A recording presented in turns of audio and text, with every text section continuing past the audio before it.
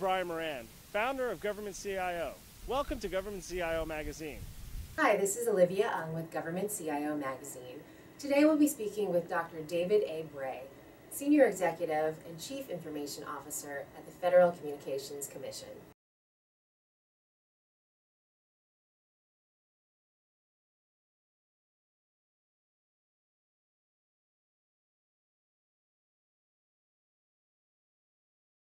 When I arrived at the FCC in August of 2013, there had been 9 CIOs in 8 years, which is always an interesting challenge for the new executive arriving.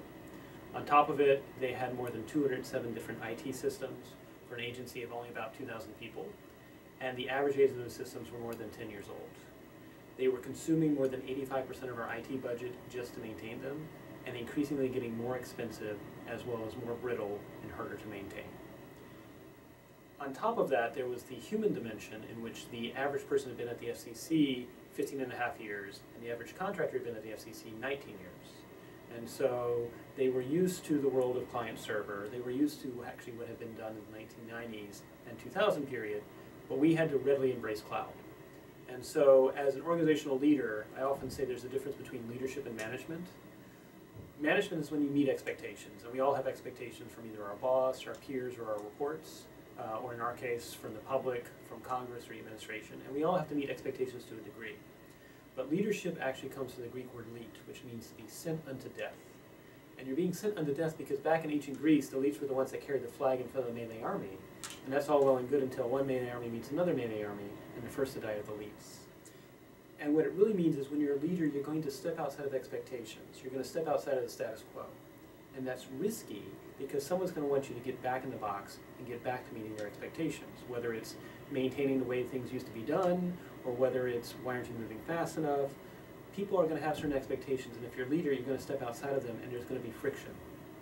So I saw my role as an organizational leader, not just for me to step outside of status quo and say, we're going to do in less than 2 years, get off of servers that are on-premise here, go straight to the cloud wherever possible.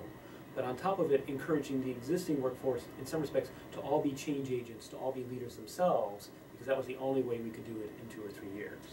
And the good news is, 2 years later, we have nothing on-premise anymore. We either went straight to public cloud or commercial service provider. And more importantly, there's 2 results that we got from that. One, instead of spending 85% of our budget to maintain these systems, it's now less than 50%. So that's a sizable gain. And even more importantly, where in the past, if someone came in and had a new requirement or wanted to change a system, that might take 6 to 9 months. We can have a working prototype for you in less than 48 hours. So it's also agility. I say that really what this big shift is about agility first and foremost, resiliency second, and then efficiency.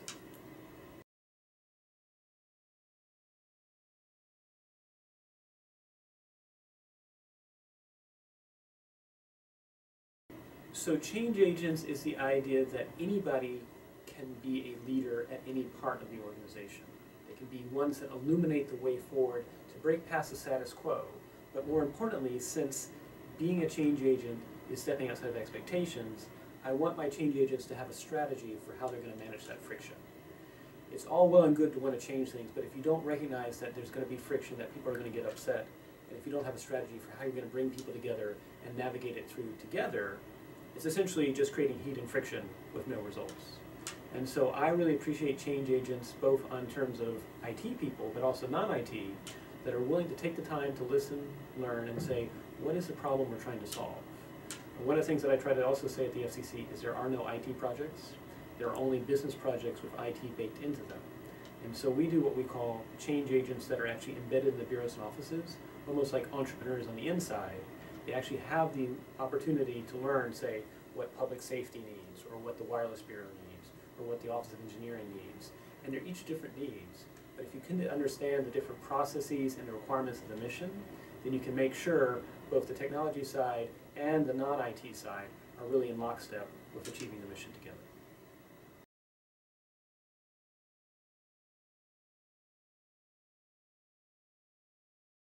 So I really think the success came by making it a team effort. This was not about any one person. It was definitely not about me.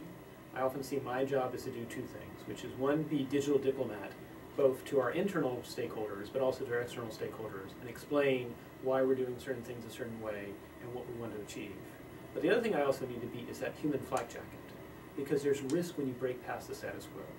Things will not always work out. The whole words experiment and expertise both come from the Greek word exper, which means out of danger, and that the only way you get expertise in a world that's changing is you have to do experiments, and experiments by their nature will not always succeed. If an experiment would always succeed, it's not an experiment anymore. And so we need to explain that we need to take risk of breaking past the status quo, because to not do that is even more risky. Things will break, things will get so expensive that we can't maintain them. But we also need to be able to pivot and change quickly if we're going down a certain path and that's not the best path, and adjust. So I really attribute our success by making it a team of change agents approach. So it wasn't just me trying to step outside of expectations, but we really actually went from when I first arrived, probably less than 10% being willing to step past the status quo. About 6 months in, we managed to grow that number to being about 30%. At the 1 year mark, it had grown to about 50%, so it was about the tipping point. And 2 years in, I got my team together, and I regularly would do this about every 6 months. I just said, how are we doing? And one of them said, it's a lot like Thanksgiving. I said, well, tell me more. And that individual said, well, it's like Thanksgiving in the sense that you have your entire family gathered together. Make no mistake, they're still somewhat of a dysfunctional family, but everybody is hopeful, everybody means well, and everyone is on their best behavior about what they're trying to look forward towards in the future. And if we can create that environment in any organization, you can transform it and move past legacy and embrace the future.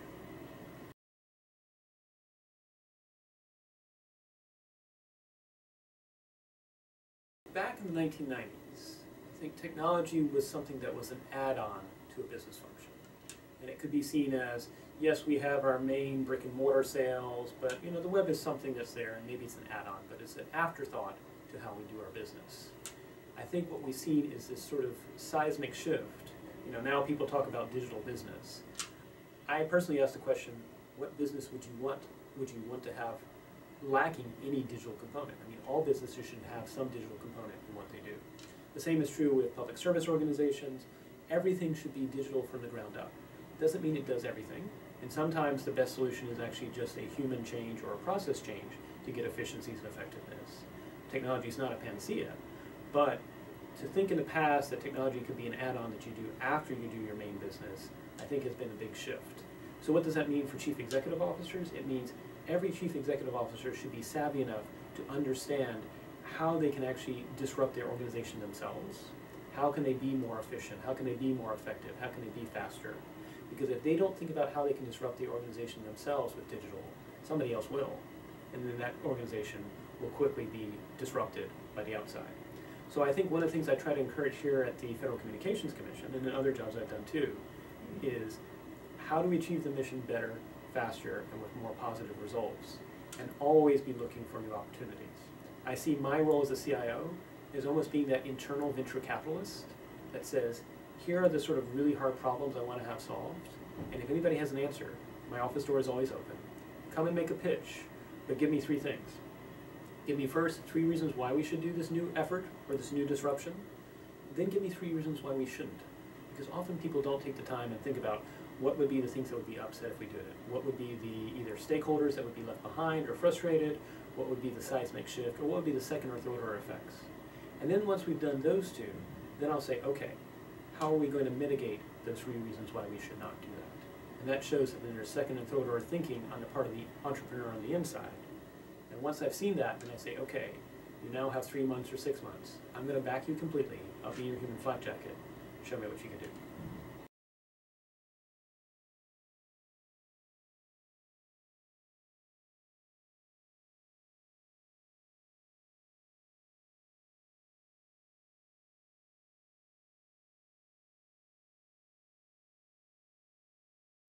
So I was very intentional when I arrived at the FCC of saying I wanted to have a social media account. And at first I actually got some people saying why, and I said, well, our middle name is communications, so it's kind of important. And they said, well, you can have a personal account. And I said, well, I don't think people personally care about me, or I hope not. But it really is about the role that I am embodying and the fact that FCC, Federal Communications Commission, really should be trying to lead the way in terms of public service, in terms of technology we're adopting. And that was unfortunately not the case because the results of sequestration, budget cuts, technology had fallen to the wayside and was an afterthought. And that's how we got in a scenario in which more than half of our IT systems were more than 10 years old and hadn't been updated. I often also say that IT is a lot like, I wish that IT had expiration dates and was like cheese. So that after about 3 years, you actually start venting smelly stuff into the air and someone says you really need to replace that IT system because it's more than 3 years old. After about 7, maybe it's really moldy at that point. That would maybe motivate people, but IT, you often don't see how old it is until something breaks. So I wanted to be intentional about social media to share that. And actually one of the first things I think I did when I arrived was I tweeted a photo of a 56K modem that was actually still unwrapped. It was still completely unwrapped in its container in my desk when I arrived. And I was like, just found at the FCC. And so it showed that we had a long way to go. And it also explained that, you know, we're going to move as fast as we can given the workforce we have and the funds we have. If we get more funds, we can move faster, but I wanted to be honest with the public and say, yes, here's the challenges we're facing. Yes, we know that we need to be more agile in responding to you, and have that honest conversation and really give a face to public service. Because first and foremost, public service should be about serving the public and engaging them. And so over the next 2 years, I found that social media to me was the best way to learn and hear different views. And there were definitely diverse views on where we should go. I met a lot of people online initially that later I met in real life that helped inform our efforts. It also serves as a way of actually identifying change agents that might be willing to work initially part-time with the FCC. We had one person that actually had his own startup and was willing to do 1 day a week with the FCC. And about 3 months in, he was so interested that he actually made it 3 days a week in a year, and he's now full-time. He still has a startup on the side, completely separate. But he actually sort of engaged us because we were actually talking about here are the really meaningful missions we need to tackle. So I think social is something that any leader should do to talk about, one, where their organization is going, but even more importantly, talk about the challenges and try to attract change agents to help solve them.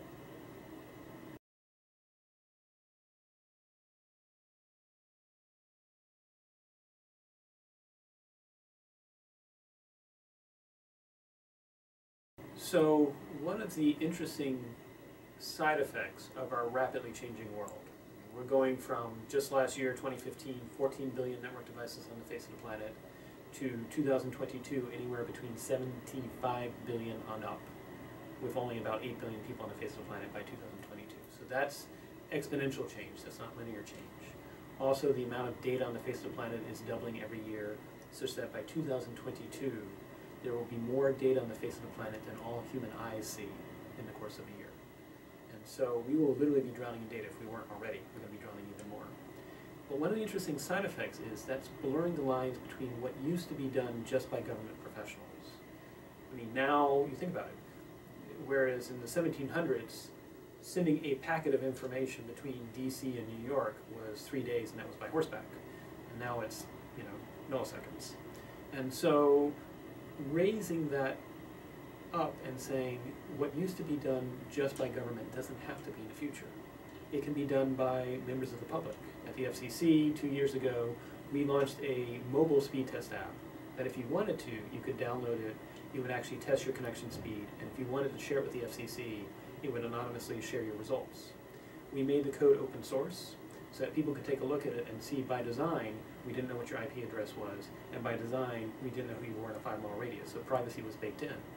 And as a result, that got public trust, and we actually were the 4th most downloaded app, right behind Google Chrome on the iOS store. For a while, just for a very short time. But I raised that because I think that was the first for public service, and it showed how hungry the public was to possibly get involved to inform decision-making in a public service organization. So I raised that because where in the past maybe things had to be done by government by itself because we didn't have the communication infrastructure that we did, I think more and more if you want to, and if you want to volunteer, and you don't have to if you don't want to, the public can get involved directly. Private sector organizations can do partnerships and do public-private partnerships if they want to think beyond their bottom line. And yes, we'll still need some government professionals, but it's really that triangle of everybody together doing public service as opposed to just government professionals. The other thing is I also like to say, first and foremost, I'm a public servant, which means I'm here to serve the public. And so by using public service versus government, I think that's a good reminder of why we're here.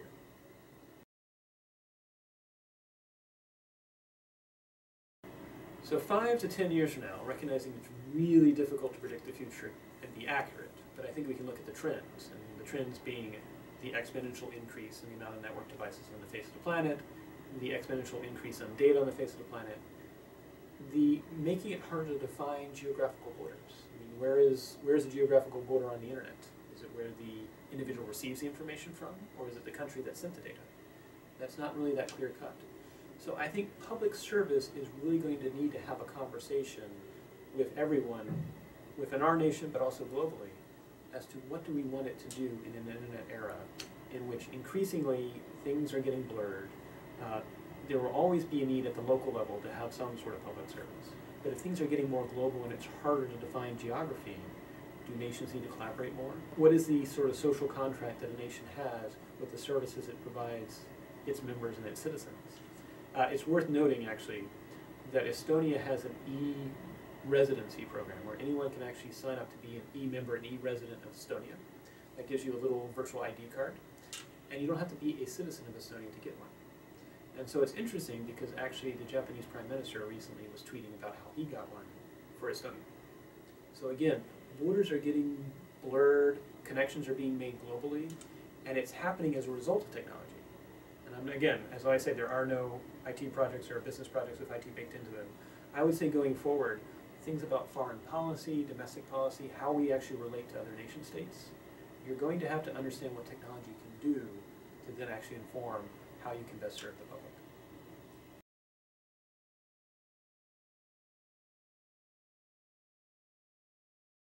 So nonpartisan, non-political senior executives really exist in public service to GSD, get stuff done, which is sort of the mantra I try to repeat to my team here at the FCC. And really we're here regardless of party politics and really trying to focus on how can we actually accomplish the mission of public service with speed, with scale, and with that efficiency and effectiveness that is necessary. And with this exponential era we're facing, also beginning to raise questions to those individuals who are either elected or politically appointed to say, the world is changing, how can we change public service with it? And so I don't know if that's necessarily a distinction that members of the public always distinguish. I mean, they just see government as government, and they don't recognize that there's a combination of those that are elected as well as those that are politically appointed. But then there's also this sort of cadre of those that are not partisan and not political that are really just trying to focus on, in this exponential era, how can we be more effective and how can we engage the public better going forward? So in terms of any message, I think it's just recognizing that supposedly when the Constitution was signed, Ben Franklin was said he could rest easy knowing that the great American experiment could last for the next 50 years. That, of course, was 240 years ago.